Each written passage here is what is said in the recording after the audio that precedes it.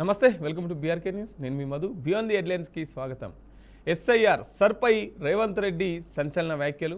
తెలంగాణలో కూడా ఓట్లు తొలగించాలని చూస్తున్నారన్న రేవంత్. కాంగ్రెస్ ప్రభుత్వానికి హిందూ ముస్లిం అనే భేదాభిప్రాయాలు లేవంటున్న సీఎం. ఓట్ల తొలగింపునకు వ్యతిరేకంగా అందరూ కలిసి ఐక్యంగా పోరాడాలని పిలుపు. బెంగాల్లో ఓట్లు తొలగించారనేది రేవంత్ రెడ్డి అభిమతమా? అదే స్ట్రాటజీ తెలంగాణలో చేస్తారని భావిస్తున్నారా? మోదీ పర్యటన వేళ కలకలం రేపుతున్నటువంటి రేవంత్ రెడ్డి వ్యాఖ్యలు. సర్ పేరుతోని అసలు తెలంగాణలో ఓట్లను తొలగించనీయం, హిందువులను ముస్లింలను కలిసికట్టుగా చూస్తామని చెప్పేసి రేవంత్ రెడ్డి చెప్పడం జరిగింది. వెస్ట్ బెంగాల్లో కూడా ఆ విధంగానే 90 లక్షల ఓట్లు తొలగించి బీజేపీ పార్టీ అధికారంలోకి వస్తుందని చెప్పేసి కూడా కాంగ్రెస్ నేతలు మాట్లాడుతున్నటువంటి పరిస్థితి.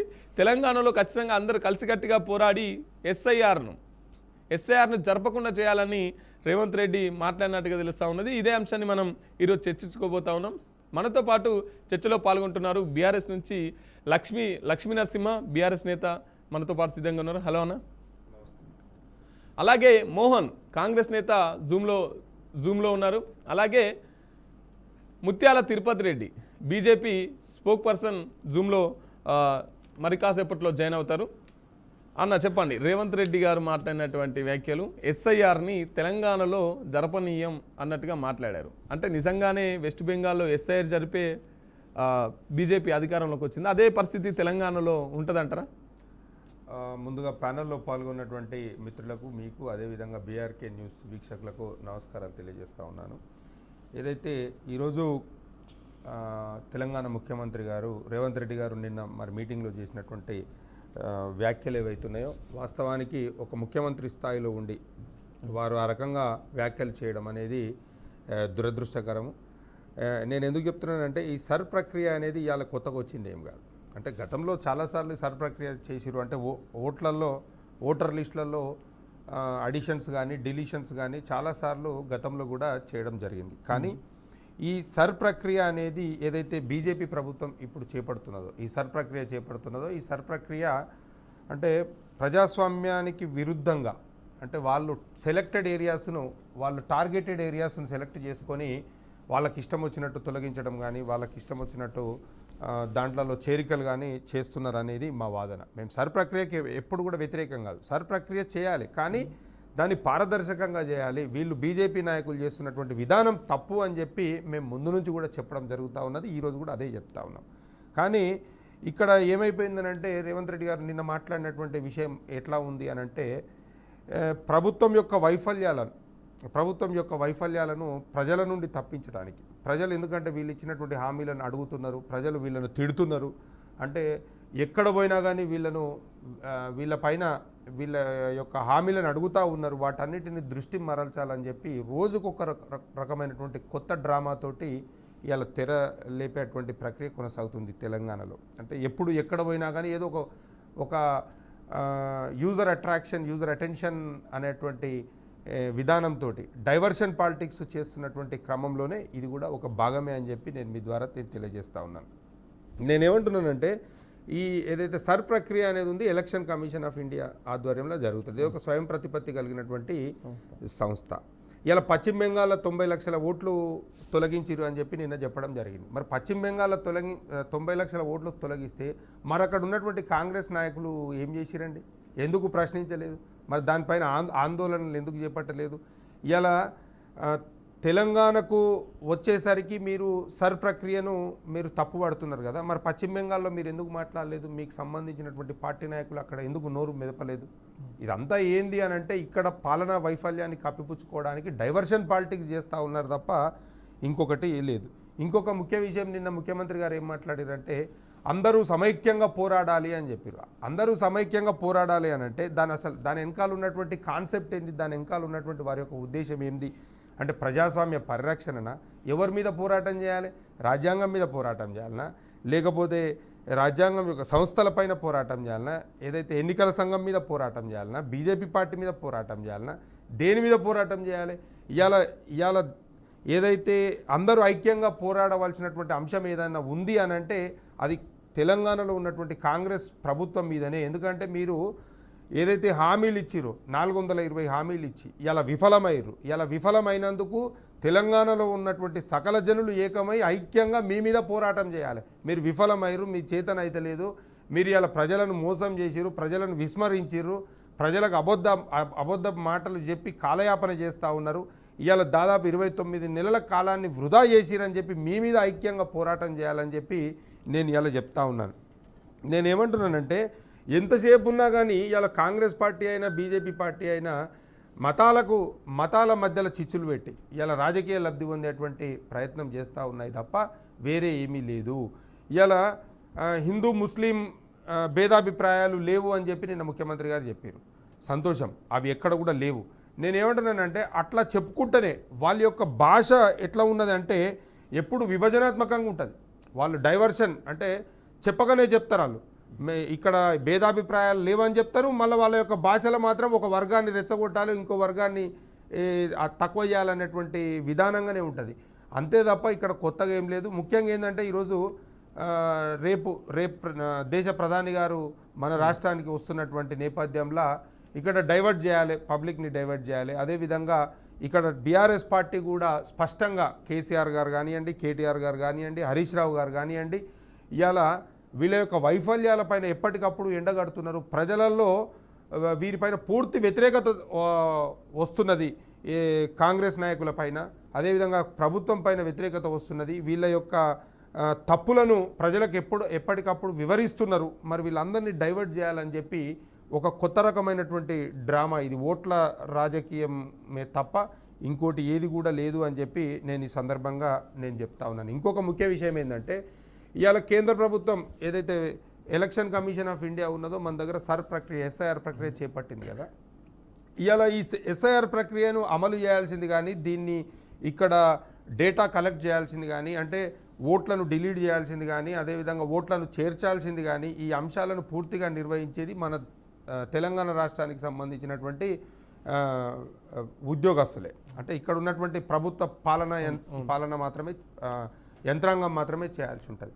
మరి ఇక్కడ ఉన్నటువంటి వీళ్ళైతే ఇప్పుడు ప్రభుత్వం అయితే కాంగ్రెస్ ప్రభుత్వమే ఉంది కదా, ఇక్కడ ఉన్నటువంటి హోమ్ డిపార్ట్మెంట్ కానివ్వండి, రెవెన్యూ డిపార్ట్మెంట్ కానివ్వండి, అన్ని శాఖలు కూడా మొత్తము రాష్ట్ర ప్రభుత్వం పరిధిలోనే ఉంటాయి. మరి వీళ్ళ ప్రభుత్వంలో పనిచేస్తున్నటువంటి ఉద్యోగస్తుల మీద వీళ్ళకి నమ్మకం లేదా? వీళ్ళు ఏదైతే చేస్తున్నారో, ఏదైతే ఎలక్షన్ కమిషన్ ఇచ్చినటువంటి గైడ్ లైన్స్ ఏదైతే ఫాలో అవుతున్నారో, మరి ఫాలో అవుతున్నప్పుడు వీళ్ళు చేస్తున్నటువంటి ఏదైతే పని ఉన్నదో ఆ పని మీద వీళ్ళకి నమ్మకం లేదా? లేకపోతే నాకు ఇంకొక డౌట్ ఏమొస్తున్నదంటే, ఇంకొక ఆలోచన ఏమొస్తున్నదంటే, ఇక్కడ ఉన్నటువంటి పాలన మొత్తం ఈ ప్రభుత్వం చేతుల్లోనే ఉన్నది కదా, మరి ప్రభుత్వం మీద వాళ్ళ చేతిలో ఉన్నప్పుడు ఈ ఉద్యోగస్తుల మీద ఇతనికి నమ్మకం లేదా? లేకుంటే ముందే ఓడిపోతామని చెప్పి భయం గిన అవుతుందా వీళ్ళకు? ఇదంతా ఏముంది అని అంటే కేవలం డైవర్షన్ పాలిటిక్స్ మాత్రమే. ఇవాళ తెలంగాణలో వీళ్ళు అధికారంలోకి రానికే ఆచరణకు సాధ్యం కానటువంటి అలవిగాని హామీలు ఎన్నో ఇచ్చి ప్రజలను అన్ని రకాలుగా మోసం చేసి ఇవాళ ప్రజలను నానా ఇబ్బందులు పెడుతున్నటువంటి పరిస్థితి మనందరం కూడా చూస్తూ ఉన్నాం, స్పష్టంగా కనిపిస్తుంది.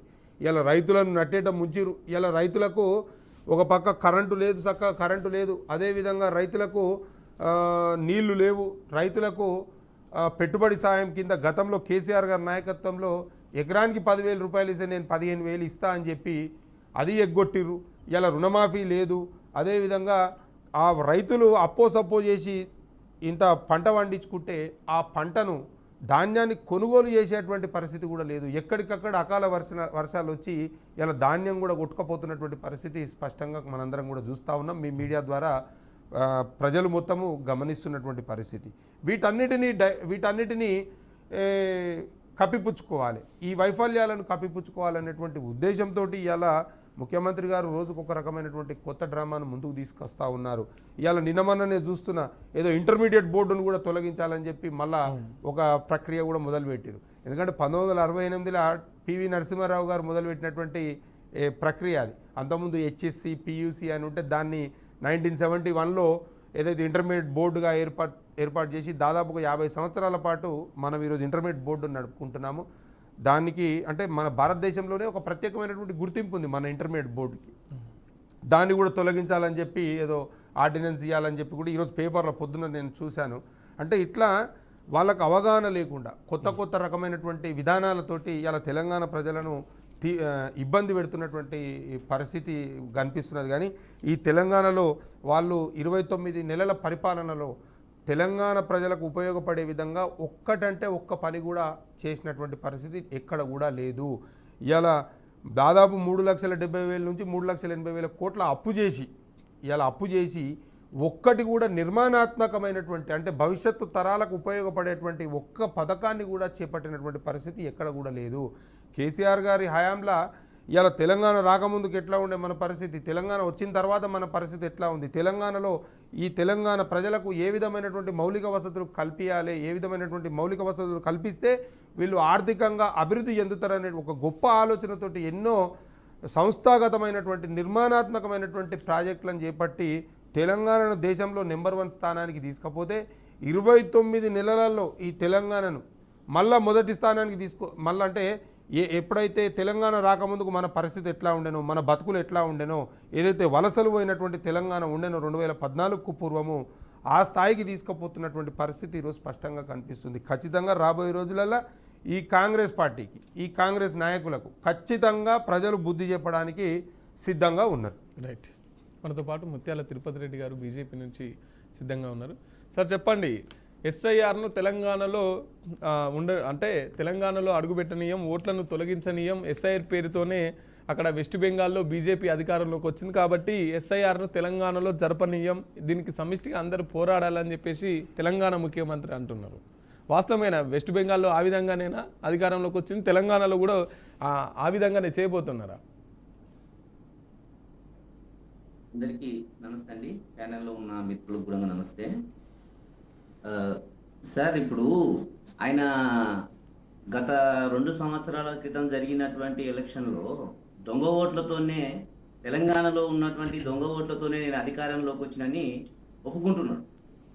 ఆ దొంగ ఓట్లు అనేటువంటివి నేను ఈరోజు ఎక్స్ట్రా ఉన్న ఓట్లు, దొంగ ఓట్లు అనేటువంటివి లేకుంటే మళ్ళీ నేను అధికారంలోకి రానేమో అనే భయంతో మళ్ళీ ఆ విధమైనటువంటి మాటలు మాట్లాడుతున్నారు.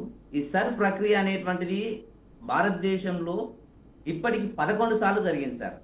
ఈరోజు మోడీ గారు వచ్చిన తర్వాతనో లేక రేవంత్ రెడ్డి గారు వచ్చిన తర్వాతనో వెస్ట్ బెంగాల్ కోసమో కాదు, ఈ అక్రమంగా భారతదేశంలోకి చొరబడి ఇక్కడ ఆధార్ కార్డులు సృష్టించుకొని, ఆధార్ కార్డుల ద్వారా ఓటర్ ఐడీలను సృష్టించుకొని దొంగ ఓట్లు వేస్తూ ఇన్ఫ్లుయెన్స్ అంటే ఎలక్షన్స్ ని ఇన్ఫ్లుయెన్స్ చేసే స్థాయికి ఆ దొంగ ఓట్లు అనేటువంటివి వెళ్ళిపోయినాయి.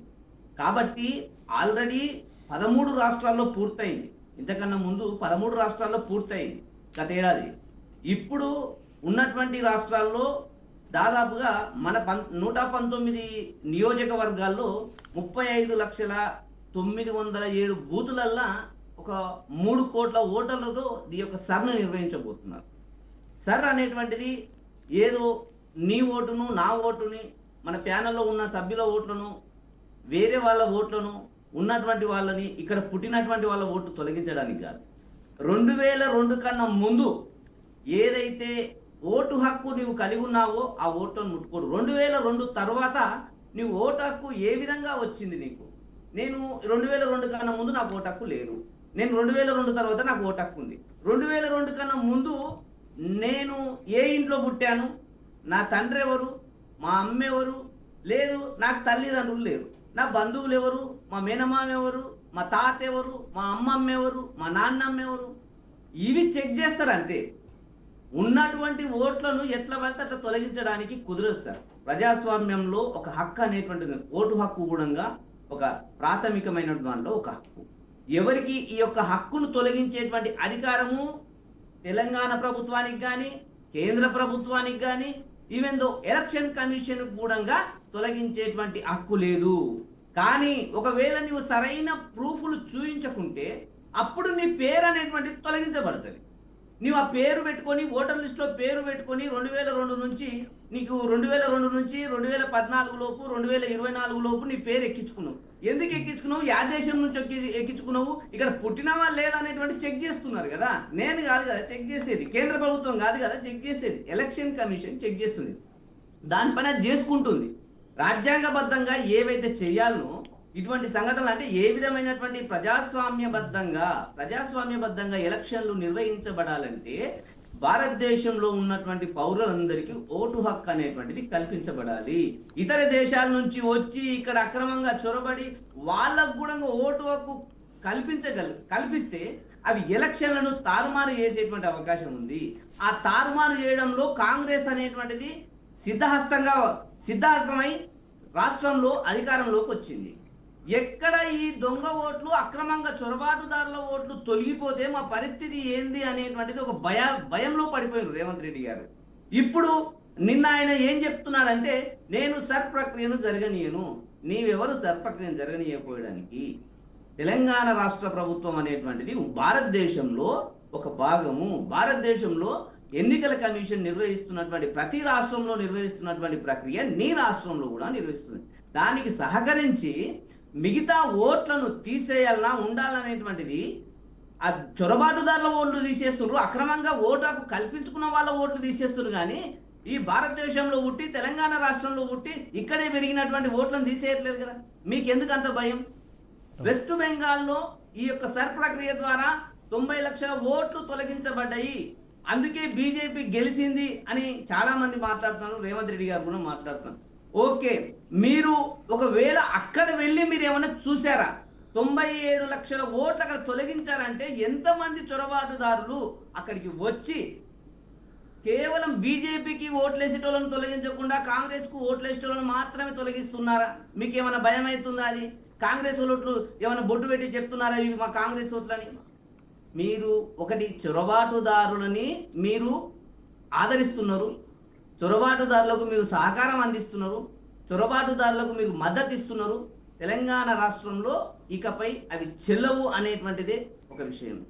రాబోయే కాలంలో బీజేపీ అనేటువంటిది బలపడుతుంది.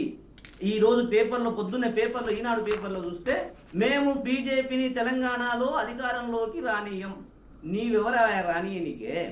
జనాలు అనుకుంటే నీవెవరు? ఇంతకుముందు కూడా అట్లే విరవిగి తలపొగరెక్కి ఏం పడితే అవి మాట్లాడినటువంటి వ్యక్తులను తీసి బండకేసి కొట్టిండ్రు. తెలంగాణ ప్రజలు విజ్ఞులు, చదువుకున్న వాళ్ళు, వాళ్ళ జ్ఞానం ముందల మీ జ్ఞానం కూడా సరిపోదు. సామాన్య ప్రజల జ్ఞానం ముందల మనం ఏదో మాట్లాడుతున్నాం మైకుల ముందర, కానీ వాళ్ళ జ్ఞానం ముందల మన జ్ఞానం సరిపోదు. దయచేసి మాట్లాడుతుంటే మీరు కేంద్ర ప్రభుత్వానికి సహకరించరా అనేటువంటి పక్కన పెడితే, ఎలక్షన్ కమిషన్ చేపట్టినటువంటి ఈ యొక్క సర్ ప్రక్రియకు రాష్ట్ర ప్రభుత్వం అనేటువంటిది ఖచ్చితంగా సహకరించాల్సిందే, సహకరిస్తుంది కూడా. మీరు పేపర్ల ముందు ఏం మాట్లాడినా సర్ ప్రక్రియ అనేటువంటిది జరుగుతుంది, ఖచ్చితంగా జరిగి తీరుతుంది.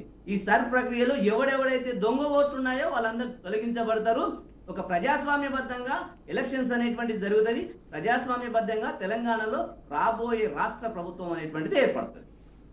ఇప్పుడు తమిళనాడులో టీవీకే పార్టీ అధికారంలోకి రాకుండా గవర్నర్ని అడ్డం పెట్టుకొని బీజేపీ పార్టీ ఇదంతా నడిపిస్తున్నదని చెప్పేసి కూడా ఒక ఆరోపణ ఉంది.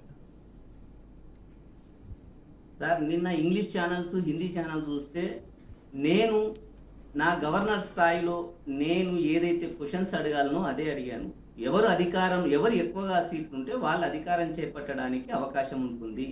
నేను విజయ్ గారిని ఆహ్వానించాను. విజయ్ గారికి మీరు మద్దతు కూడగట్టుకొని రండి, మద్దతు కూడగట్టుకున్న తర్వాత ప్రమాణ స్వీకారం చేయండి. ఈ రోజు ఉందో అనుకుంటా ప్రమాణ స్వీకారం. ఇప్పుడు ఒకవేళ గవర్నర్ని అడ్డం పెట్టుకొని రాజకీయం చేయాలనుకున్నా కూడా అక్కడ బీజేపీ అధికారంలోకి రాదు కదండి. వస్తుందా అండి? బీజేపీ వ్యక్తి గవర్నర్ గారు రాజ్యాంగబద్ధంగా నియమించబడినటువంటి వ్యక్తి. ఆయనకు కొన్ని నియమ నిబంధనలు ఉంటాయి. ఆయన నియమ నిబంధనల పరిధిలో ఆయన పనిచేస్తూ పోతుంటాడు. ప్రతిదానికి ఇప్పుడు ఆయన ఏ ఒక్క మాట అనింది లేదు, ఎవరు ఇనింది లేదు.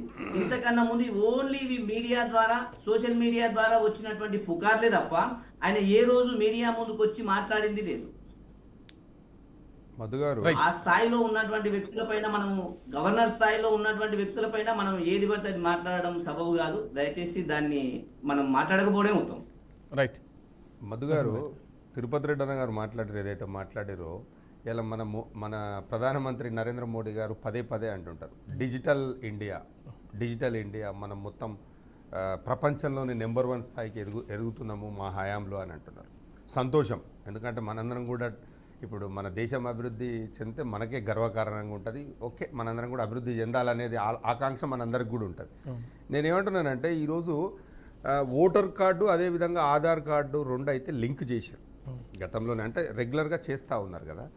మరి ఆ ప్రక్రియను ఎందుకు తెర మీదికి తీసుకొస్తలేరు? అంటే ఆ ప్రక్రియను ఆధారంగా చేసుకొని వీళ్ళు ఈ ఎస్ఐఆర్ ప్రక్రియను ఎందుకు ముందుకు తీసుకుపోతలేరు? మాన్యువల్గా అంటే ఇంటింటికి వెళ్ళి వీళ్ళు ఏదైతే ప్రక్రియ చేస్తూ ఉన్నారో, ఏదైతే వెరిఫికేషన్ చేస్తూ ఉన్నారో, ఇప్పటిదాకా అన్న చెప్పిండు డాక్యుమెంట్స్ అన్నీ మనము ఇంటి దగ్గరకు పోయి వెరిఫై చేసి వీళ్ళు ఎప్పుడు పుట్టిరు, వీళ్ళ ఫాదరు మదరు ఏంటి, వీళ్ళ యొక్క వివరాలు మొత్తం సేకరిస్తామని చెప్పారు. ఇలా నేను ఏమంటున్నానంటే గ్రామీణ వ్యవస్థలో ఎట్లుంటుందంటే పొద్దున్నే వాళ్ళ వ్యవసాయ పనుల పైన కానివ్వండి, ఉద్యోగాల పైన కానీ తాళాలు వేసి వెళ్ళిపోతారు. అయితే ఆ క్రమంలో ఇక్కడ ఈ సర్ ప్రక్రియ ఎవరైతే చేపడుతున్నారో అక్కడ ఉన్నటువంటి ఆ సిబ్బంది ఏం చేస్తున్నారంటే డోర్ లాక్ అని చెప్పి ఆ ఓట్లు తొలగించేటువంటి ప్రమాదం స్పష్టంగా కనిపిస్తుంది. ఎందుకంటే మళ్ళీ ఆ అధికారి అందుబాటులో ఉండడు వీళ్ళు తీసుకుపోయి ఏదైతే ఆ కావాల్సినటువంటి రిక్వైర్డ్ డాక్యుమెంట్స్ వాళ్ళకి సబ్మిట్ చేయడానికి వాళ్ళు అందుబాటులో ఉండరు. రెండోది ఏంటంటే వీళ్ళు దినం మొత్తం అంటే వాళ్ళ యొక్క పనిని పూర్తిగా చెడగొట్టుకొని పోయేటువంటి పరిస్థితికి ఇంట్రెస్ట్ చూపారు, వాళ్ళ ఆసక్తి చూపారు. వీళ్ళు make in India, digital India ఇవన్నీ చెప్తూ ఉంటారు. మరి ఆధార్ కార్డు ఏదైతే ఓటర్ కార్డు రెండు లింక్ అయి ఉన్నాయి కదా, దాని ప్రకారంగా వీళ్ళు చేస్తే దొంగ ఓట్లెన్ని, నిజమైనటువంటి ఓట్లెన్ని, అవన్నీ స్పష్టంగా ఒక అవగాహనకు వస్తుంది, ఒక రకమైనటువంటి విధానం ముందుకు పోతుంది కదా. ఇంకొకటి ఏంటంటే వీళ్ళు తొలగించినటువంటి జాబితా ఏదైతే ఉన్నదో, ఇలా సే ఫర్ ఎగ్జాంపుల్ ఒక బూత్లో 1000 ఓట్లు ఉంటే ఒక 100 ఓట్లు తొలగించారనుకోండి, ఆ తొలగించినటువంటి ఓట్లను మరి రాజకీయ పార్టీలకు అందిస్తున్నారా? అంటే వివిధ రాజకీయ పార్టీలు ఉంటాయి, లేకుంటే కన్సర్న్ గ్రామ పంచాయతీ ఉంటుంది, ఇవి తొలగించాము, మీకు ఏమైనా ఆబ్జెక్షన్స్ ఉంటే మరి ఆబ్జెక్షన్స్ మీరు రేజ్ చేయండి అని చెప్పి ఎవరినన్నా అడుగుతున్నారా? ఏం లేదు. ఇది ఏంటంటే కేవలం సెలెక్టెడ్ ఏరియాస్ని టార్గెట్గా చేసుకొని చేస్తున్నటువంటి ప్రక్రియ, వాళ్ళకు అనుకూలంగా మలుచుకోవడానికి చేస్తున్నటువంటి ప్రక్రియ. రెండోది ఏంటంటే ఈ డాక్యుమెంట్స్ లేవని చెప్పి కూడా ప్రజలను చాలామందిని కూడా ఇబ్బంది పెడుతున్నటువంటి పరిస్థితి స్పష్టంగా కనిపిస్తుంది. అదేవిధంగా తిరుపతి రెడ్డి అన్న గారు మాట్లాడారు, చొరబాటుదారులను తొలగించే క్రమంలోనే సర్ ప్రక్రియ చేపడుతున్నాము అని చెప్పడం జరిగింది. ఇప్పుడు దాదాపు 15 సంవత్సరాల నుంచి వీళ్ళే కదండి అధికారంలో ఉన్నది. మరి 15 సంవత్సరాల నుంచి వీళ్ళు చొరబాటుదారులను ఎందుకు నిరోధిస్తలేరు? అంటే మీరు చొరబాటుదారులను మీరే తోలుకొచ్చి మీరే ఓట్లు రాపించి మీ పని అయిపోయాక మళ్ళీ వాపసు తోలిస్తురా? నేను అడుగుతా ఉన్నాను.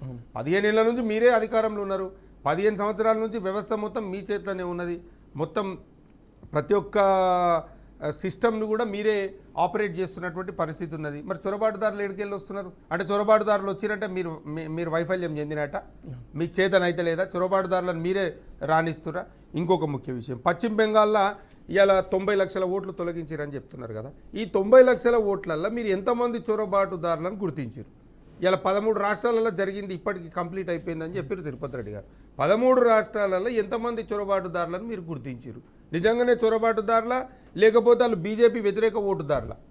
మీరు అది చెప్పాల్సినటువంటి అవసరం ఉన్నది. ఇప్పుడు నిన్నమన్న టీవీకే విజయ్ గారు ఏదైతే సంచలనం సృష్టించి అంటే లార్జెస్ట్ సీట్లు ఉన్నటువంటి పార్టీగా తమిళనాడులో అవతరిస్తే ప్రభుత్వం ఏర్పాటు చేయనీయకుండా వాళ్ళను ఇబ్బంది పెడుతున్నటువంటి పరిస్థితి భారతదేశం మొత్తం చూస్తూ ఉన్నది. ఇలా భారతదేశం మొత్తం ఆయనకు మద్దతుగా నిలబడే పరిస్థితి ఉంది. ఎందుకంటే లార్జెస్ట్ పార్టీకి గవర్నర్ గారు వాళ్ళు అవకాశం ఇస్తారు. వాళ్ళు ప్రూవ్ చేసుకోవాల్సింది ఎక్కడ? అసెంబ్లీలో ప్రూవ్ చేసుకోవాల్సినటువంటి అవసరం ఉంటుంది. కానీ ఈయననే మొత్తం ఆయన ఇప్పుడు అక్కడనే గవర్నర్ గారి ముందే మొత్తము ప్రూవ్ చేసుకొని మీరు ప్రభుత్వాన్ని ఏర్పాటు చేయాలనేది ప్రజాస్వామ్య వ్యవస్థకి విరుద్ధం అని చెప్పి మరి బీజేపీ నాయకులకు ఎందుకు అనిపిస్తలేదో ఈరోజు నాకైతే అర్థమైతలేదు. ఇంకా నిన్న ముఖ్యమంత్రి గారు మాట్లాడారు, ఏదైతే మైనార్టీల కోసం మేము ఏదేదో చేసినాము, మైనార్టీలకు అసలు మేము వచ్చిన తర్వాతనే వాళ్ళ యొక్క స్థితిగతులు మారినాయి, అసలు కాంగ్రెస్ పార్టీ ఉంటేనే మైనార్టీల మనుగడ ఉంటుంది అని చెప్పి గతంలో చెప్పారు కదా. నేను ఏమంటున్నానంటే వాళ్ళ మేనిఫెస్టోలో ఒక అంశాన్ని మీ ముందు ప్రస్తావిస్తాను నేను ఈరోజు. మేనిఫెస్టోలో ఏదైతే ముస్లిం మైనారిటీ వర్గాలు ఉన్నాయో, అంటే దాంట్లో వెనుకబడిన తరగతిలో ఎవరైతే ఉన్నారో, వాళ్ళు ఆర్థికంగా వెనుకబడినటువంటి వాళ్ళు ఎవరైతే ఉన్నారో వాళ్ళ కోసము మన మాజీ రాష్ట్రపతి గారు పెద్దలు ఎవరు మన అబ్దుల్ కలాం గారి పేరు పైన ఒక పథకం తీసుకొచ్చారు. ఏదంటే అబ్దుల్ కలాం తౌఫాయే తలీం అని ఒక పథకం తీసుకొచ్చారు. ఆ పథకం ద్వారా ఏంటంటే పిహెచ్డి కంప్లీట్ చేసినటువంటి ఈ నిరుపేద విద్యార్థులకు 5 లక్షల రూపాయలు, అదేవిధంగా పోస్ట్ గ్రాడ్యుయేషన్ చేసినటువంటి విద్యార్థులకు ₹1,00,000, గ్రాడ్యుయేషన్ పూర్తి చేసినటువంటి విద్యార్థులకు 25,000, అదేవిధంగా ఇంటర్ పూర్తి చేసినటువంటి విద్యార్థులకు 15,000 రూపాయలు, అదేవిధంగా 10వ తరగతి పూర్తి చేసినటువంటి విద్యార్థులకు 10,000 రూపాయలు స్కాలర్షిప్స్ ఇస్తామని చెప్పి, అంటే నగదు ప్రోత్సాహం ఇస్తామని చెప్పి వీళ్ళు మేనిఫెస్టోలో చేర్చడం జరిగింది. వీళ్ళు ఈ తారీఖు వరకు 29 నెలలలో ఎంతోమంది పిహెచ్డీలు పూర్తి చేసిరు, ఎంతోమంది పోస్ట్ గ్రాడ్యుయేషన్ పూర్తి చేసిరు, గ్రాడ్యుయేషన్ పూర్తి చేసిరు, ఇంటర్ పూర్తి చేసిరు, 10th పూర్తి చేసిరు. ఒక్కరికన్నా ₹1 బిల్లు ఇచ్చిరా వీళ్ళు? ఏది లేదు. మళ్ళీ బయటికి చెప్పుకుంటూ పోతే మాత్రం మేము మైనార్టీలకు మేము పెద్దపీట వేస్తున్నాం, అసలు మేము లేకపోతే ఈడ వ్యవస్థనే లేదు అన్నట్టు జోలి చెప్తారు. అంటే ఎంతసేపు ఉన్న అబద్ధపు జోలీలు చెప్పడం తప్ప ఇంకా వేరే ఏం లేదు. అదేవిధంగా ఉర్దూ మీడియం ఉపాధ్యాయుల నియామకానికి ప్రత్యేక డిఎస్సి వేస్తామని కూడా చెప్పడం జరిగింది వీళ్ళు. ఇప్పుడు ఉన్న డిఎస్సికి, ఇప్పుడు రెగ్యులర్ డిఎస్సికే దిక్కులేదు. నిరుద్యోగులు రోడ్ల మీదకి వచ్చి రోజు తానే కొట్లాడుతున్నారు. ఓనాడు అశోక్ నగర్ చౌరసల పంచాయతీ అవుతుంది, ఓనాడు దిల్సుఖ్నగర్ చౌరసల పంచాయతీ, సచివాలయం దగ్గర కొట్లాడుతున్నారు. నిరుద్యోగులకు మీరు ఎన్ని హామీలు ఇచ్చిరండి? ఒక్క హామీ అన్న అమలు చేయాలి కదా. నేను అందుకని ఈ ప్రభుత్వాన్ని, అదేవిధంగా ఈ కాంగ్రెస్ పార్టీని అనుకోండి, లేకుంటే మన ముఖ్యమంత్రి రేవంత్ రెడ్డి గారిని నేను ఒక రిక్వెస్ట్ చేస్తూ ఉన్నాను మీ ద్వారా. నేను ఏమడుగుతున్నానంటే, ఏదైతే మీరు 420 హామీలు ఇచ్చిరో 42 పేజీలలో మీ మేనిఫెస్టో పెట్టి ఇచ్చిరు కదా, ఫస్ట్ మీరు శిక్షణా తరగతులు పెట్టుర్రు. మీ ఎమ్మెల్యేలకు, మీ ఎంపీలకు, మీ ఎమ్మెల్సీలకు కన్సర్న్ ఎవరైతున్నారో వాళ్ళందరికీ శిక్షణా తరగతులు పెట్టండి. అంటే ఫస్ట్ మీరు ఏమేమి హామీలు ఇచ్చిరు, ఆ హామీల గురించి 3 రోజులు 4 రోజులు శిక్షణ పెట్టి ఇవన్నీ ఇచ్చినాము, ఇవన్నీ మీరు కూడా గుర్తుపెట్టుకోవాలి, మనం ప్రజలకు ఇవన్నీ అమలు చేయాల్సినటువంటి అవసరం ఉంది అని చెప్పి మీరు అవి పెట్టి తర్వాత మాట్లాడితే బాగుంటుందని చెప్పి నేను మీ ద్వారా కోరుతా ఉన్నాను. ఎందుకంటే ఈ ఇచ్చిన హామీలను విస్మరిస్తూ ఏది కూడా అమలు చేయకుండా రోజు ఒక కొత్త రకమైనటువంటి అంశంతో, కొత్త రకమైనటువంటి డ్రామాతోటి ఇలా దాదాపు 860-870 రోజుల విలువైనటువంటి సమయాన్ని వృధా చేసి ఇలా ప్రజలను నట్టేట ముంచుతున్నటువంటి పరిస్థితి ఈరోజు స్పష్టంగా కనిపిస్తున్నది. తెలంగాణలో ఏ వర్గం కూడా అంటే ఇలా రైతులు సుభిక్షంగా లేరు, అదేవిధంగా ఉద్యోగస్తులు సుభిక్షంగా లేరు, విద్యార్థులు సుభిక్షంగా లేరు, అదేవిధంగా నిరుద్యోగులు సుభిక్షంగా లేరు. ఏ వర్గాన్ని నువ్వు అంటే ఏ చిన్న పిల్లగాని, స్కూల్కి పోయే పిల్లగానికి వెళ్ళి ఉద్యోగం చేసే వాళ్ళ దగ్గరకు పోయినా అయ్యా పరిపాలన ఎట్లుంది అని చెప్పి ఎవరిని ఇట్లా టచ్ చేసినా కానీ వాళ్ళ బాధ అనేది వర్ణనాతీతం అనేది ఈరోజు స్పష్టంగా కనిపిస్తూ ఉన్నది. ఎందుకంటే ఎవ్వరు కూడా ఇవాళ రైతులు పాపము ఎంత దయనీయమైనటువంటి స్థితిలో ఉన్నారంటే, పాపం వాళ్ళు పంట పండించి రాత్రనగా పగలనగా పంట పండించి కళ్ళల్లో ఎండబోసుకుంటే ఆ ధాన్యం కొనే దిక్కు లేదండి. అవి అకాల వర్షం వచ్చి ఒడ్లు కొట్టుకపోతుంటే నిజంగా ఆ కళ్ళాలు చూస్తుంటే దుఃఖం వస్తుంది. గతంలో కేసీఆర్ గారు దాదాపు 7,000కు పైచిలుగు ధాన్యపు కొనుగోలు కేంద్రాలను ఏర్పాటు చేసి ఇవాళ అద్భుతంగా ధాన్యాన్ని కొనుగోలు చేసి వాళ్ళకు సంబంధించినటువంటి డబ్బులను కూడా ఇమ్మీడియట్గా వాళ్ళ అకౌంట్లో వేసినటువంటి పరిస్థితి. కానీ ఇలా ధాన్యం వీళ్ళు కూడా మేము 8,500 కేంద్రాలు, మేము కొనుగోలు కేంద్రాలు ప్రారంభిస్తున్నామని చెప్పి చెప్పడం జరిగింది. 8,500 కొనుగోలు కేంద్రాలు ప్రారంభిస్తామని చెప్పి ఇలా దాంట్లో అసలు ఇంకా ఓపెన్ కానివి 50%, మోర్ దాన్ 50% ఇంకా ఓపెన్ కానివే ఉన్నాయి. ఇలా ఉత్తమ్ కుమార్ రెడ్డి గారు చెప్పారు 90 లక్షల మెట్రిక్ టన్నుల ధాన్యాన్ని మేము కొంటాము, మా లక్ష్యం అది అని అన్నారు. కానీ ఇప్పటివరకు కొన్నది ఎంత అండి? వాళ్ళు 8.5 లక్షల మెట్రిక్ టన్నుల ధాన్యాన్ని కొన్నారు. అంటే 10% కూడా కొనలేదు. ఇంకా 90% ఎప్పుడు కొంటారు? 90% వీళ్ళు ఎన్నడు కొనాలి, ఎన్నడు రైతులను ఆదుకోవాలి? నెక్స్ట్ సీజన్ అనేది వస్తుంది కదా, నెక్స్ట్ వ్యవసాయానికి వాళ్ళకి డబ్బులు కావాలి కదా. మీరు రైతు బంధు ఇయ్యరు, పండించినటువంటి ధాన్యాన్ని కొనరు, రైతులకు కరెంట్ ఇయ్యరు, రైతులకు నీళ్లు ఇయ్యరు, ఏది ఇవ్వకుండా వృధా ప్రయాస, అదేవిధంగా కాలయాపన చేస్తున్నారు తప్ప ఏదీ లేదు. నిన్నమన్నటి దానికి ఒక కథ ఉన్నది, ఇవాళ మళ్ళీ ఓట్ల కథ వచ్చింది, సర్ ప్రక్రియ కథ తెర మీదకి తీసుకొచ్చారు, మళ్ళీ ఇదో 3-4 రోజులు నడిపిస్తారు. సో వీళ్ళది ఎంతసేపు ఉన్న డైవర్షన్ పాలిటిక్స్, డ్రామా రాజకీయాలు తప్ప ఇవాళ తెలంగాణ ప్రజలకు ఉపయోగపడేటువంటి అంశం ఏ ఒక్కటి కూడా లేదు అని చెప్పి మీ ద్వారా నేను స్పష్టంగా తెలుపుతున్నా. తిరుపతి రెడ్డి గారు, మీరు తొలగించే ఓట్లన్నీ బీజేపీ వ్యతిరేక ఓట్లా, లేదంటే నిజంగానే చొరబాటుదారుల ఓట్లా? అట్లా ఎంతమందిని గుర్తించారు? ఆ చొరబాటుదారులు అసలు ఎట్లా వస్తున్నారు? ఇన్ని సంవత్సరాలు మీరు అధికారంలో ఉంటే వాళ్ళు ఎట్లా వస్తున్నారు? ఇంకోటి ఏంటంటే రాహుల్ గాంధీ గారు స్పష్టంగా వీళ్ళు బతికే ఉన్నారు, వీళ్ళు మన దేశస్తులే, వీళ్ళ ఓట్లు తొలగించారు, వీళ్ళు కాంగ్రెస్ పార్టీలు కాబట్టి ఓట్లు తొలగించారు అంటే రాహుల్ గాంధీ బతికున్న వాళ్ళ దగ్గర పోయి ఇలా ఓట్లు తొలగించారు, వీళ్ళను అక్కడికి తీసుకెళ్తా అని చెప్పేసి కూడా మాట్లాడినటువంటి పరిస్థితి. ఇంతకుముందు చెప్పినట్లు డిజిటల్ ఇండియాల Aadhaar card, voter card link చేసేటువంటి అవకాశం కల్పించినప్పుడు ఆ అవకాశాన్ని ఆన్లైన్లో కల్పించుకోనని కేంద్ర ప్రభుత్వము అవకాశం కల్పించింది. ఇప్పటికి కూడా ఆ ప్రాసెస్లో ఉందని చాలామంది Aadhaar card, voter card link చేయొద్దని హైకోర్టులకు, సుప్రీంకోర్టులకు వెళ్ళినటువంటి పరిస్థితి కూడా మనం చూసినాం. ఇక్కడ ఇంకొక విషయం ఏంటంటే ఇక్కడ భారతదేశంలో ఓకే 2012 దాదాపుగా 12 సంవత్సరాల నుంచి బీజేపీ అధికారంలో ఉంది. మీరు ఎట్లా రాణిస్తున్నారు అనేటువంటిది, మేము రాణిస్తున్నామా పోనిస్తున్నామా అనేటువంటిది పక్కన పెడితే, అంతకన్నా ముందు నుంచి వెస్ట్ బెంగాల్లో ఉన్నటువంటి దారి ద్వారా, వెస్ట్ బెంగాల్లో ఉన్నటువంటి ప్రాంతాల ద్వారా చొరబాటు ద్వారా వచ్చినటువంటి పరిస్థితి మనం గుర్తించినాం. అక్కడి నుంచి ఇప్పుడు మారుమూల ప్రాంతాల్లో కూడా ఈ యొక్క మదర్సాలలో, మారుమూల ప్రాంతాల మదర్సాలలో వెస్ట్ బెంగాల్కు సంబంధించినటువంటి ముస్లిం యువకులు చాలా మంది విద్యార్థులు ఈ యొక్క మారుమూల ప్రాంతాల్లో మదర్సాలలో చదువుతుంది. మొన్న మన రఘునందన్ రావు గారు, ఎంపీ రఘునందన్ రావు గారు ఎంక్వైరీ చేస్తే 78 మంది పిల్లలు ఉంటే అందులో 72 మంది పిల్లలు వెస్ట్ బెంగాల్ ఆధార్ కార్డుతోనే ఇక్కడ వచ్చి పనిచేస్తున్నారు, అంటే ఇక్కడ వచ్చి చదువుకుంటున్నారంట.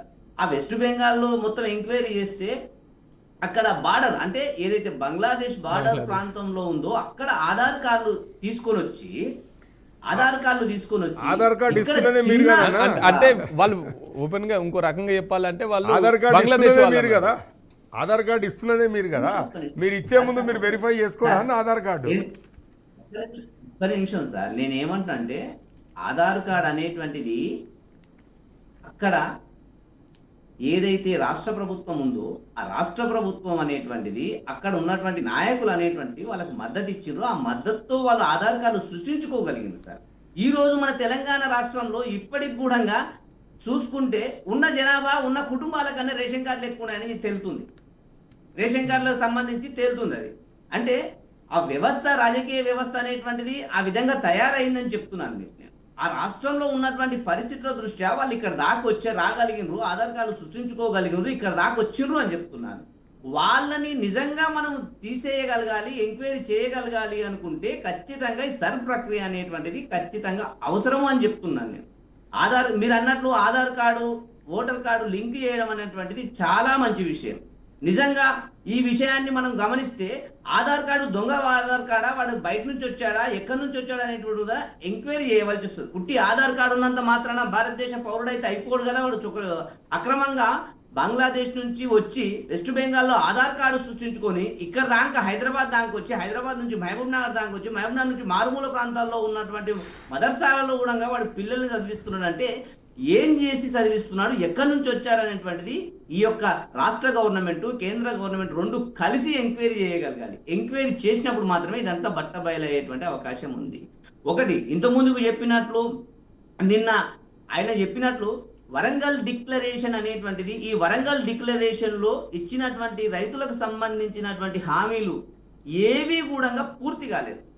ఏదన్నా టెంకాయ కొట్టి స్టార్ట్ చేయడం, మామ అనిపించడం, మేము ఇచ్చేసినాం అని చెప్పడం.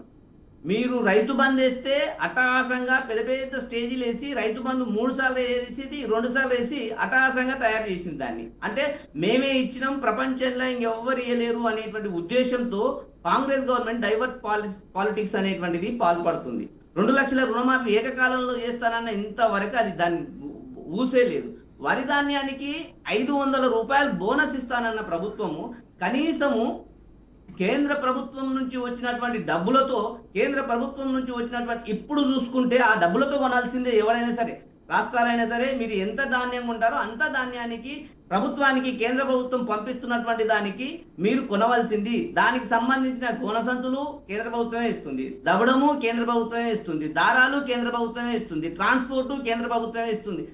మీడియేషన్ లో కనీసం రైతులకు ఎక్కడ వాళ్లకు అలసత్వం జరగకుండా వాళ్ళ ఒడ్లు కొనేటువంటి పరిస్థితులు కూడా ఈ సిస్టమ్ లేకుండా పోయింది. ఈ సిస్టాన్ని నడిపించేటువంటి శక్తి మన రేవంత్ రెడ్డి గారు, గుంపు మేస్త్రి గారికి కావట్లేదు అనేటువంటిది ఈ రోజు కేంద్ర ప్రభుత్వం నుంచి ఈ రోజు కేంద్ర ప్రభుత్వం నుంచి వస్తున్నటువంటి మన ప్రధానమంత్రి మోడీ గారు రేపు అదే 10వ తారీఖు నాడు వస్తున్నటువంటి పరిస్థితుల్లో వీళ్ళందరికీ భయం వేస్తుంది. ఆయన వచ్చి ఏం చేస్తాడో, ఏమైతుందో, ఏం మాట్లాడతాడో, వీళ్ళకి బూస్టింగ్ ఇచ్చిపోతే ఇక్కడ ఉన్నటువంటి బీజేపీ కార్యకర్తలను కానీ నాయకులు కానీ తట్టుకోవడం మా వల్ల అవుతుందా అనేటువంటి దాంతో ఈ డైవర్ట్ పాలిటిక్స్ అనేటువంటిది జరుగుతున్నాయండి. ఇక్కడ ఆయన వస్తున్నటువంటి దానికి నేను చెప్తున్నాను, ఆయన రాజకీయ మీటింగ్ కోసం కాదు, ఇక్కడ 7,823 కోట్ల రూపాయల అభివృద్ధి పనులను శంకుస్థాపనలకు చేయడానికి వస్తున్నారు. శంకుస్థాపనలో భాగంగా గత 12 నెలల్లో మనకు తెలంగాణ రాష్ట్రానికి 12 లక్షల కోట్ల రూపాయలు కేటాయించిందండి.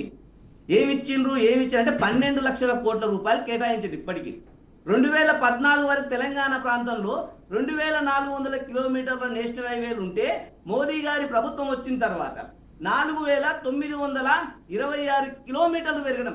నేషనల్ హైవేస్ 4926 కిలోమీటర్లు పెరిగినాయండి 12 సంవత్సరాల. ఈ నేషనల్ హైవేస్ కూడా తెలంగాణ రాష్ట్రంలో ఉన్నటువంటి ప్రతి జిల్లాకు ఇవి అనుసంధానంగా ఉన్నటువంటి రోడ్లతో కనెక్టివిటీ అయినాయి. ఇంకోటి ఏంటంటే మనకు అంటే రోడ్ల మీరు చెప్పారు బాగానే ఉందన్న. నేను ఏమంటున్నానంటే మోడీ గారు వస్తున్నారు, ఈడ అభివృద్ధి చేస్తున్నారు. అదేవిధంగా మనకు 12 సంవత్సరాలల్లా ఏదైతే 2012 నుంచి చెప్తున్నారు, మీరు అనేది కరెక్ట్, నేను కాదంటలేదు. 2014 నుంచి నేను కంప్లీట్ చేసినాక మాట్లాడాను. 2014 నుంచి ఇప్పటికి 12 లక్షల కోట్లు అనేటువంటివి కేంద్ర ప్రభుత్వం అనేటువంటిది రాష్ట్ర ప్రభుత్వానికి పైచిలకు నిధులు ఇచ్చిందని చెప్తున్నాను. 1,185 కోట్ల రూపాయలు కేవలం మౌలిక వసతుల కోసం తెలంగాణకు ఇచ్చినటువంటి పరిస్థితి మనం చూస్తున్నాం. రైల్వే ప్రాజెక్టులకు వస్తే 47,984 కోట్ల రూపాయలైనటువంటి రైల్వే ప్రాజెక్టులు మన దగ్గర వచ్చినాయి. 2014 తర్వాత 900 కిలోమీటర్ల కొత్త ట్రాక్లు ఏర్పడ్డాయి. 900 కిలోమీటర్లు సార్ మన తెలంగాణ రాష్ట్రంలో 2014 తర్వాత రైల్వే లైన్ లో 900 కిలోమీటర్ల కొత్త ట్రాక్లు ఏర్పడ్డాయి. ఈ కొత్త ట్రాక్లల్లా 1,115 కిలోమీటర్లకు సంబంధించి ఎలక్ట్రిఫికేషన్ అంటే ఎలక్ట్రిక్ ద్వారా రైళ్లు నడిచే విధానంలో 1,115 కిలోమీటర్లు దాన్ని తయారు చేయడం జరిగింది. తర్వాత 42 రైల్వే స్టేషన్లు అంటే అమృత్ భారత్ స్టేషన్ పథకం కింద 42 రైల్వే స్టేషన్లను ఆధునీకరిస్తుంటే అందులో బేగంపేట, కరీంనగర్, వరంగల్, జోగులాంబ, అజీజ్పేట, చెర్లపల్లి 6 స్టేషన్లు ఆల్రెడీ కంప్లీట్ అయినాయి సార్. అంటే తెలంగాణకు 5 వందే భారత్ రైళ్లు, 4 అమృత్ ట్రైన్లు, అమృత్ భారత్ ట్రైన్లు ప్రజలకు అందుబాటులో ఉండి సర్వీస్ అందిస్తున్నాయి. ఒకటే సార్, వాళ్ళు ఇవన్నీ చూసుకొని ఇక్కడ మనకు నేషనల్ హైవేస్ కానీ రైల్వే లైన్స్ కానీ శంకుస్థాపన చేయడానికి ప్రజలను జాతికి ఇవన్నీ శంకుస్థాపన చేసినటువంటి కొన్ని ఓపెనింగ్ ఇవన్నీ చెబితే గడవమా అనేటువంటి ఉద్దేశంతో రాబోయే కాలంలో మా పరిస్థితి ఏంది అనేటువంటి ఉద్దేశంతో భయాందోళనకు గురవుతున్నటువంటి రేవంత్ రెడ్డి గారు అనవసరంగా డైవర్ట్ పాలిటిక్స్ అనేటువంటి చేస్తున్నారు అనేటువంటి. తిరుపతి రెడ్డి అన్న మీరు ఏదైతే చెప్పారో స్పష్టంగా కేంద్ర ప్రభుత్వం నుంచి ఎన్ని నిధులు వచ్చినాయి, కేంద్ర ప్రభుత్వం నుంచి ఇక్కడ ఏమేమి అభివృద్ధి చేసిరు అని చెప్పారు, సంతోషము. ఏదైతే చెప్పినటువంటి విషయంలో మీరు ఇంకొక విషయం కూడా మర్చిపోయారు, ఎప్పుడు మర్చిపోయారు. ఎందుకంటే 2012 నుంచి మీరు జోలు చెప్పుకుంటూ వచ్చారు కదా 2026 దాకా, అంటే దాదాపు 14 సంవత్సరాల జోలు చెప్పారు వీళ్ళు. నేనేమంటున్నానంటే ఇలా కేంద్ర ప్రభుత్వం ఇచ్చింది మాత్రమే చెప్పారు, మరి రాష్ట్ర ప్రభుత్వం కేంద్రానికి ఎంత ఇచ్చిందో ఎప్పుడు మర్చిపోయారు. ఎందుకంటే 2017 ఏదైతే 2017 నుంచే లెక్క చెప్తున్నాను నేను, 2014 నుంచి కాదు, తెలంగాణ వచ్చినప్పటి నుంచి కాదు, 2017 నుంచి లెక్క చెప్తున్నా. 2017 నుంచి 2025 వరకు, 26 తీసుకోక, ఇంకా 25 వరకే తీసుకో. ఈ 2017 నుంచి 2025 వరకు 8 సంవత్సరాల పాటు దాదాపు ఒక 32-33 లక్షల కోట్ల రూపాయలు కేంద్ర ప్రభుత్వానికి రాష్ట్రం నుంచి చెల్లించారు. మరి ఆ జోలు ఎందుకు చెప్పవు? ఇలా ఈడికెళ్ళి పోయింది ఎంత, ఆడికెళ్ళి వచ్చింది ఎంత? ఇలా మీరు పన్నుల రూపంలో రాష్ట్ర ప్రభుత్వం కేంద్రానికి గడుతున్నది కదా, మీరు తీసుకొని ఆ పైసలు ఏం చేస్తున్నారు? నెత్తికింత అన్నట్టు, అంటే మనిషికింత అన్నట్టు 2011 జనాభా లెక్కల ప్రకారంగా పంచుడు చేస్తారు ఇలా రాష్ట్రంలో. 2011లో ఏదైతే జనాభా ఉందో అంతే జనాభా ఉందా ఇవాళ తెలంగాణలో? పెరగలేదా? అంతా ఎందుకన్నా ఇవన్నీ ఊటిజోలి, ఇవన్నీ అబద్ధాలు. ఇవాళ కాంగ్రెస్ బీజేపీ రెండే. ఇవాళ రాష్ట్రం అభివృద్ధి చెందాలన్నా, ఇవాళ రాష్ట్రంలో ఉన్నటువంటి ప్రజల అభివృద్ధి చెందాలన్నా ప్రాంతీయ పార్టీలతోటే అది వీలవుతుంది, దానితోటే సమగ్రంగా అభివృద్ధి చెందుతారనేది స్పష్టంగా ఉంది. ఇవాళ మన తమిళనాడులో జరిగినటువంటి ఎన్నికలే దానికి నిదర్శనము.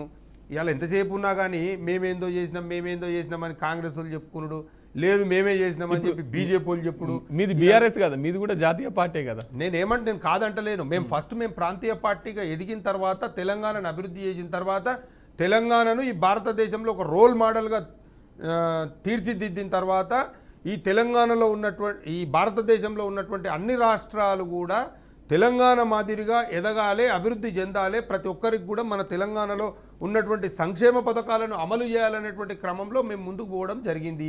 వీళ్ళ లేక మేము అబద్ధం చెప్తలేము కదా. ఇవాళ వీళ్ళకి అధికారం ఉన్న చోట, వీళ్ళకి అధికారం కోసం తహతహలాడుతున్న చోట నిధులు ఎక్కువిచ్చి వాళ్ళ అవసరాలకు తగ్గట్టుగా రాష్ట్రాన్ని మలుచుకునేటువంటి క్రమంలో మేము లేము కదా. తెలంగాణలో ఏ మూల అయినా కానీ, అంటే ఏ మూల అయినా కానీ తెలంగాణ ఏ మూలలో నిలబడ్డ వ్యక్తి అయినా నా తెలంగాణ వాసుడే. ఏ తెలంగాణలో ఎక్కడ ఏ వ్యక్తికైనా తెలంగాణలో అందరికీ సమానంగా సంక్షేమ పథకాలు అందాలని చెప్పి కేసీఆర్ గారి నాయకత్వంలో సంక్షేమ పథకాలను అందించి వాళ్ళని అభివృద్ధి దిశకు తీసుకుపోయారు. 2014 ముందుకు తలసరి ఆదాయం 1,17,000 రూపాయలండి. తెలంగాణలో 2023 బీఆర్ఎస్ అంటే ఏదైతే రెండోసారి ఉన్నప్పటికీ 2023 డిసెంబర్ నాటికి దాదాపు ఆ రోజు ఎంత అండి 3,70,000 రూపాయలు తలసరి ఆదాయం పెరిగింది. ఉట్టిగానే పెరిగిందా? ఇలా కాంగ్రెస్ వాళ్ళు బీజేపీ వాళ్ళు లేక అబద్ధాలు చెప్తే పెరిగిందా? వీళ్ళు చేస్తున్నటువంటి మాటలు, వీళ్ళు చెప్తున్నటువంటి మాటలు ఏంది? ప్రజలు వీళ్ళకి ఓట్లు ఎందుకు వేసిరండి? మంచి పరిపాలన చేస్తారు, బెటర్ పరిపాలన వస్తుందేమో అని చెప్పి వీళ్ళు చెప్పినటువంటి అబద్ధపు మాటలు నమ్మి వీళ్ళ దొంగ మాటలకు, వీళ్ళ అబద్ధపు మాటలకు, మాయ మాటలకు వాళ్ళు కన్ఫ్యూజ్ అయ్యి ఓట్లు వేసిరు. వీళ్ళు ఇక రోజొకటి వీళ్ళు వాళ్ళు ఇచ్చినటువంటి హామీలను మర్చిపోయి రోజు ఒక కొత్త డ్రామా తీసుకొచ్చి రోజు ఒక కొత్త రకమైనటువంటి ఆరోపణలు, అదేవిధంగా కొత్త రకమైనటువంటి విషయంతో కాలయాపన చేస్తున్నారు. కానీ ప్రజలకు చేస్తున్నది ఏది కూడా లేదు. ఇలా సర్ప్రక్రియలు నేను ఇంతకుముందు చెప్పినట్టుగా నేను బూత్ వారీగా డేటా ఇవ్వాలని అడుగుతున్నా. నేను ఎన్ని ఓట్లు తొలగించిర్రు, ఎందుకు తొలగించిర్రు అనేది స్పష్టమైనటువంటి రీజన్ తోటి వీళ్ళు ఇవ్వాలని చెప్తున్నారు. క్రాస్ చెక్ చేసుకోవడానికి అవకాశం ఇవ్వాలని చెప్తున్నారు. తిరుపతి రెడ్డి అన్న నేను అడుగుతున్నా, ఇవాళ మీరు 13 రాష్ట్రాలలో మీరు ఎస్ఐఆర్ ప్రక్రియతోటి ఓట్లు తొలగించిర్రు, అడిషన్ చేసిరో ఏదో చేసిర్రు. అన్ని దగ్గరలో కూడా ఇలాంటి అవకాశాన్ని ఇచ్చిర్రా వాళ్ళందరికీ? అక్కడ ఉన్నటువంటి రాజకీయ పార్టీలకు మీ ఇష్టం వచ్చినట్టే తొలగించిర్రా?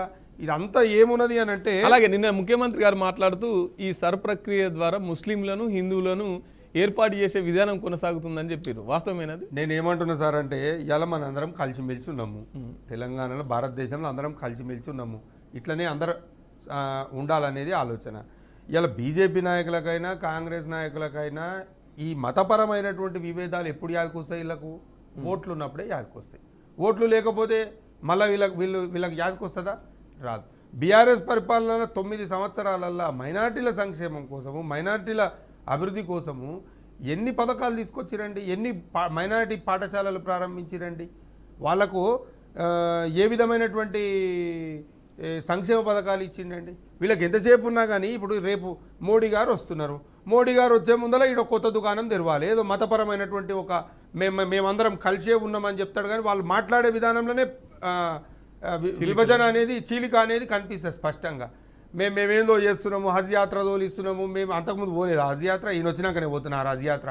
అంతకుముందు ప్రభుత్వం చేయలేదా? అంతకుముందు స్కాలర్షిప్స్ ఇవ్వలేదా? అంతకుముందు వాళ్ళకు ఉపాధి కల్పన కల్పించలేదా? బీజేపీ వాళ్ళు అక్కడ యుద్ధం జరుగుతుంటే ఇక్కడ రేట్లు పెంచారని చెప్పేసి ఆ ఖర్చు కూడా ప్రభుత్వం భరిస్తుందని చెప్తున్నాను. నేను ఏమంటున్నంటే, ఇప్పుడు వాళ్ళు చెప్పేటువంటి మాటలకు కానీ వాళ్ళు చేసేటువంటి ప్రక్రియకు కానీ పొంతన లేదు. ఇది కేవలం ఏందనంటే రాజకీయ డ్రామా. ఈరోజు కాంగ్రెస్ వైఫల్యాలను కప్పిపుచ్చుకోవడానికి, ప్రజలలో వస్తున్నటువంటి తీవ్రమైనటువంటి వ్యతిరేకతను ఏ విధంగా డైవర్ట్ చేయాలి, ప్రజల దృష్టి మరల్చాలి, ఎట్లా చేయాలి, ఏదో ఒక కొత్త రకమైనటువంటి అంశాన్ని తెర మీదకి తీసుకురావాలి. ఎందుకంటే ఓట్లు తొలగిస్తారు, ఓట్లు తీసేస్తారు, ఓటర్ లిస్టులో నీ పేరు తీసేస్తారు అంటే గ్రామీణ వాతావరణంలో ఏమవుతుందంటే అలజడి సృష్టిస్తారు. అలజడి వస్తుంది. అరే నా ఓటు పోతుందంట. వెనకటికి ఏంటంటే ఒకవేళ అంటే వెనకటికి ఎట్లుంటుందంటే ఓటు వేయకపోతే చచ్చిపోయిన వాళ్ళ కింద లెక్క కట్టేది గతంలో మేము చిన్ననాట్లు ఉన్నప్పుడు. సో అట్లాంటి వాతావరణం అనేది తయారైపోతుంది. ఇలా బీజేపీ వాళ్ళు చేస్తున్నటువంటి ప్రక్రియకు మేము ఎక్కడ కూడా ఏదైతే ఎస్ఐఆర్ ప్రక్రియ ఉందో దానికి మేము వ్యతిరేకం ఏం కాదు. కానీ పారదర్శకంగా చేపట్టాలి, స్పష్టతగా ఉండాలి, దాంట్లో క్లారిటీ ఉండాలనేది మా ఉద్దేశం. ఇలా కాంగ్రెస్ నాయకులు ఏదైతే చేస్తున్నారో కేవలం వాళ్ళ వైఫల్యాలను వాళ్ళ యొక్క ఏదైతే తప్పిదాలు ఉన్నాయో ఆ తప్పిదాలను డైవర్ట్ చేయడమే తప్ప ఇక్కడ కొత్తగా చేస్తున్నది ఏదీ లేదు అనేది మీ ద్వారా నేను చెప్తా ఉన్నాను. తిరుపతి రెడ్డి గారు, ఎస్ఐఆర్ ప్రక్రియ ద్వారా హిందువులను ముస్లింలను విభజించడమేనా ఈ ఎస్ఐఆర్ ప్రక్రియ? సార్, ఒకటి ఎస్ఐఆర్ ప్రక్రియలో కేవలం ముస్లింలపైనే, ముస్లిం కుటుంబాలకు మాత్రమే జరుగుతుందా, లేక తెలంగాణ రాష్ట్రంలో ఉన్నటువంటి అందరి హిందువులకు కానీ క్రిస్టియన్లకు కానీ అందరికీ జరుగుతుందా అనేటువంటి విషయం మనం ఒకసారి ఆలోచించాలి. ఎస్ఐఆర్ ప్రక్రియ తెలంగాణ రాష్ట్రంలో ఉన్నటువంటి తెలంగాణ ప్రతి పౌరునికి జరుగుతుంది సార్. ఇక్కడ మనం వెస్ట్ బెంగాల్లో చూసుకుంటే 33% ముస్లింల ఓట్లు తొలగిపోతే 77% హిందువుల ఓట్లు ఎస్ఐఆర్ ప్రక్రియలో తొలగిపోయినాయి అనేటువంటిది ఒక రిజల్ట్ అది ఉంది, ఒక రిపోర్ట్ ఉంది. ఇక్కడ హిందువులు ముస్లింలు అనేటువంటిది కాదు సార్. తెలంగాణ రాష్ట్రంలో కానీ ఇంకే రాష్ట్రంలో కానీ పక్క రాష్ట్రంలో కానీ ప్రస్తుతానికి తెలంగాణ రాష్ట్రంలో జరుగుతుంది కాబట్టి ఇక్కడ మనకు 2002 కన్నా ముందు ఉన్నటువంటి ఓటర్ లిస్టులో వాళ్ళ నాన్న కానీ వాళ్ళ అమ్మ కానీ వాళ్ళ అన్న కానీ లేక వాళ్ళ చుట్టాలు కానీ వాళ్ళ బంధువులు కానీ ఎవరో ఒకరు ఉంటేనే కదా ఆయన ఇక్కడ ఉండేది. ఉండాలి కదా ఖచ్చితంగా. వాళ్ళ ఎవరో ఒకరు తన కుటుంబానికి సంబంధించినటువంటి వ్యక్తులు ఉంటే తప్ప ఇది ఎందుకు వచ్చిందో మనకు అర్థం కాదు. దానికోసము అడిషన్ చేయాలన్నా డిలేషన్ చేయాలన్నా అనేటువంటిది ఇక్కడ బిఎల్ఓలు నిర్వహిస్తున్నటువంటి ప్రక్రియ. బిఎల్ఓ అంటే ఒక గ్రామ స్థాయిలో అందరినీ గుర్తుపట్టేంటి పరిస్థితిలో ఆ బిఎల్ఓ బూత్ లెవెల్ ఆఫీసర్ అనేటువంటి ఉంటారు. ఆ బిఎల్ఓల ద్వారా జరిగేటువంటి ప్రక్రియ ఇది. పై స్థాయిలో జరిగినా బిఎల్ఓ లేకపోతే అక్కడ జరిగేది ఏముంది. మొత్తం బిఎల్ఓలు చేసిన తర్వాత ఆ రిపోర్టును కలెక్టర్ ద్వారా ఎన్నికల కమిషన్ సపరేట్ గా నియమించినటువంటి ఒక వ్యవస్థ అనేటువంటిది చూసుకుంటది. అది బిఎల్ఓ అనేటువంటి వ్యక్తి కింది స్థాయిలో ఉంటాడు. సార్ చెప్పినట్లు ఇంతకుముందుకు ఎవరెవరైతే ఓట్లు అనేటువంటివి డిలీషన్ అవుతున్నాయో ఆ డిలీషన్ అయినటువంటి ఓట్లు మొత్తం డిలీషన్ అయిన తర్వాత ఆ ఓటర్ లిస్ట్ అనేటువంటిది ఆ పురపాలక సంఘంలో కానీ మన గ్రామ పంచాయతీలో కానీ స్టిక్ చేస్తారు. అంటే గోడలకు అతికిస్తారు సార్. ఖచ్చితంగా వాళ్ళ దగ్గర ఒక కాపీ ఉంటది, అది అతికిస్తారు. అది అతికించినప్పుడు అందులో చూసుకొని నీ ఓటు ఒకవేళ లేకుంటే నా ఓటు లేదండి, నేను ఇక్కడే ఉన్నానండి, నేను మా తల్లిదండ్రులు ఇక్కడే ఉన్నానండి, నేను మా మామగారి దగ్గర ఉన్నానండి, మా అత్తగారి దగ్గర ఉన్నానండి, మళ్ళీ అప్లికేషన్ పెట్టుకోగలిగితే మళ్ళీ ఒకవేళ పొరపాటున ఏదైనా జరిగిండొచ్చు, 1-2% జరిగే అవకాశం ఉంటుంది ఖచ్చితంగా. ఇంత పెద్ద వ్యవస్థలో పొరపాట్లు అనేటువంటివి ఖచ్చితంగా జరుగుతాయి. అన్న చెప్పినట్లు ఆ దానికి సంబంధించినటువంటి వ్యవస్థ కూడా ఏర్పాటు చేయడం జరుగుతుంది అన్ని రాష్ట్రాల్లో. మేము అనేది ఏంటంటే ముందే ఇవ్వాలి అని అంటున్నాం. మేము తొలగించినటువంటి జాబితాను ముందే ఇచ్చిన తర్వాత దానికి కొంత స్టిపులేటెడ్ టైం పెట్టిన తర్వాత ఆక్షేపణలు అవన్నీ ఏమైనా వచ్చిన తర్వాత ఫైనల్ ఇవ్వాలి. కానీ నేనేమన్నా అంటే అది బిఎల్ఓ దగ్గర ప్రతిరోజు బిఎల్ఓ అందుబాటులో ఉంటాడన్న. ప్రతి గ్రామంలో కానీ ప్రతి మున్సిపాలిటీలో కానీ ప్రతి దాంట్లో కానీ బిఎల్ఓ అనేటువంటి వ్యక్తి అందుబాటులో ఉంటాడు. ఆ బిఎల్ఓ అనే ఒకటే రోజులో జరిగేటువంటి ప్రక్రియ కాదు. ఇది మనకు దాదాపుగా 3 నుంచి 6 months దాకా టైం పడుతుంది ఇది మొత్తం కావడానికి. ఈ 6 months లో ఎప్పుడో దగ్గరికి వెళ్ళి దానికి అంటే ప్రతి ఇంట్లో కొన్ని పేపర్స్ ఇస్తారండి. ఆ పేపర్లను వాళ్ళు ఒక్కొక్క ఓటర్కు 2 పేపర్లు ఇస్తారు. ఒక పేపర్ తన దగ్గర పెట్టుకొని ఇంకో పేపర్ను దాన్ని ఫిల్ చేసి ఆ బిఎల్ఓకి ఇవ్వాల్సిన పరిస్థితి ఇందులో ఉంది. ఆ బిఎల్ఓ ఎప్పుడైతే మన ఇంట్లో ఇచ్చాడో దాన్ని మళ్ళీ తీసుకెళ్లగలుగుతాం. ఆయనే వచ్చి తీసుకెళ్తారు, మనం వెళ్ళి ఉన్నటువంటి నిజానిజాలు తెలుసు ఉన్నటువంటి నిజానిజాలు తెలుసుకోవడానికి ఈ ప్రక్రియ అనేటువంటిది చాలా ఉపయోగపడుతుంది. ఒక మంచి ప్రజాస్వామ్యం అనేటువంటిది ఏర్పడడానికి సర్ ప్రక్రియ అనేటువంటిది ఉపయోగపడుతుంది అనేటువంటి ఉద్దేశంతోనే ఇప్పుడు జరుగుతున్నది కాదు, 11 సార్లు జరిగింది, ఇది 12వ సార్లు జరుగుతుంది. ఈ ప్రక్రియ అనేటువంటిది కొనసాగుతూనే ఉంటుంది. ఎవరు అది కాంగ్రెస్ అధికారంలో ఉన్నా, బీజేపీ అధికారంలో ఉన్నా, టీఆర్ఎస్ అధికారంలో ఉన్నా, బీఆర్ఎస్ అధికారంలో ఉన్నా, ఏది అధికారంలో ఉన్నా కూడా ఈ ప్రక్రియ అనేటువంటిది కొనసాగుతుంది. ప్రజాస్వామ్యబద్ధంగా ఓట్లను ఉపయోగించుకోవడానికి, దొంగ ఓట్లు అనేటువంటివి లేకుండా చేయడానికి, ఈ చొరబాటుదారుల ఓట్లు లేకుండా చేయడానికి, ఇక్కడ ఓట్లను సృష్టించుకొని వాడుకొని వాళ్ళని వదిలేయకుండా ఉన్నటువంటి ప్రజాస్వామ్యబద్ధంగా ఉన్నటువంటి ఓట్లను వాళ్ళు వేసినటువంటి ఓట్లకు వీళ్ళు అడిషన్ కావడం వల్ల ఆ రిజల్ట్ అనేటువంటి తేడా కాకుండా ప్రభుత్వాలు మారిపోకుండా ఎవరైతే నిజంగా పనిచేస్తారో వాళ్ళకు ఏ వ్యక్తులైతే తెలంగాణ పౌరులు ఎవరైతే ఓట్లు వేస్తారో వాళ్ళ ఓట్ల ద్వారా గెలిచినటువంటి వ్యక్తులు మాత్రమే అసెంబ్లీలో కానీ రాష్ట్రంలో కానీ కేంద్రంలో కానీ కూర్చునే అవకాశం ఉంటుంది. దీనికి ఒక రాజ్యాంగబద్ధమైనటువంటి మన రాష్ట్ర ఎన్నికల కమిషన్ కానీ కేంద్ర ఎన్నికల కమిషన్ కానీ చేస్తున్నటువంటి ప్రక్రియ. దీనికి అందరూ సహకరించాల్సిందని మనస్ఫూర్తిగా కోరుకుంటున్నారు. టీఆర్ఎస్ కానీ ఏమన్నా వాళ్ళకి సంబంధించినటువంటి డౌట్లు కానీ ఉంటే ఆ బిఎల్ఓ కానీ అక్కడ ఉన్నటువంటి ఎన్నికల అధికారులు కానీ వాళ్ళని కలిసి వాళ్ళ వినతి పత్రాలు ఇస్తే ఖచ్చితంగా కన్సిడర్ చేసే అవకాశం ఉంటుంది. రైట్, చివరిగా ఒక్క నిమిషంలో ఏమైనా చెప్పాలనుకుంటున్నాను? నేను ఏమంటున్నానంటే ఏదైతే ఎస్ఐఆర్ ప్రక్రియ ఈరోజు చేపడుతున్నారో బీజేపీ ప్రభుత్వం ఏదైతే చేపడుతున్నదో దాన్ని పారదర్శకంగా చేపట్టాలి. అంటే టార్గెట్ ఏరియాస్ని తీసుకోకుండా వాళ్ళకు అనుకూలంగా మలుచుకోకుండా బీజేపీ కాదు, వాళ్ళకు ఎన్నికల కమిషన్ చేపడుతుంది. వాళ్ళకు అనుకూలంగా మలుచుకోకుండా నేను అదే చెప్తున్నా ఈరోజు మీ ద్వారానే నడుస్తున్నది అది. నేను ఏమంటున్నా, నేను బీజేపీ ప్రభుత్వం అంటే ఎలక్షన్ కమిషన్ ఇప్పుడు స్వయం ప్రతిపత్తి సంస్థ అయినా కానీ మీ ద్వారానే నడుస్తున్నది కదా. మీ ద్వారా నడవకపోతే అవునన్నా, మీ ద్వారా నడవకపోతే మేము అడుగుతున్నటువంటి అబ్జెక్షన్స్ మొత్తం సమాధానం చెప్పాలి కదా. నేను మీరు ఏదైతే ఇప్పటిదాకా మీరే చెప్పారు చొరబాటుదారులు అని చెప్పి, చొరబాటుదారులు ఎట్లా రానిచ్చిరని చెప్తే మీరు సమాధానం చెప్పరు. ఎన్నికల కమిషన్ చేపడుతుంది. నేను ఏమంటున్నా, మీరు 90 లక్షల ఓట్లు తొలగిస్తే, మీరు చెప్పిన దాంట్లో మీరు 90 లక్షల ఓట్లు తొలగిస్తే మీరు ఒక్క చొరబాటుదారునైనా మీరు గమనించిరా, ఒక్క చొరబాటుదారునైనా మీరు పట్టుకున్నారా? ఇంకోటి ఏదైతే బీహార్లో 45 లక్షల మంది 46 లక్షల మంది ఓట్లు తొలగించిరు, ఒక్కరినన్నా మీరు ఇలా ఉత్తరప్రదేశ్ లో దాదాపు లక్షల ఓట్లు తొలగించడం జరిగింది, అక్కడ ఒక్క చొరబాటుదారునైనా మీరు పట్టుకున్నారా?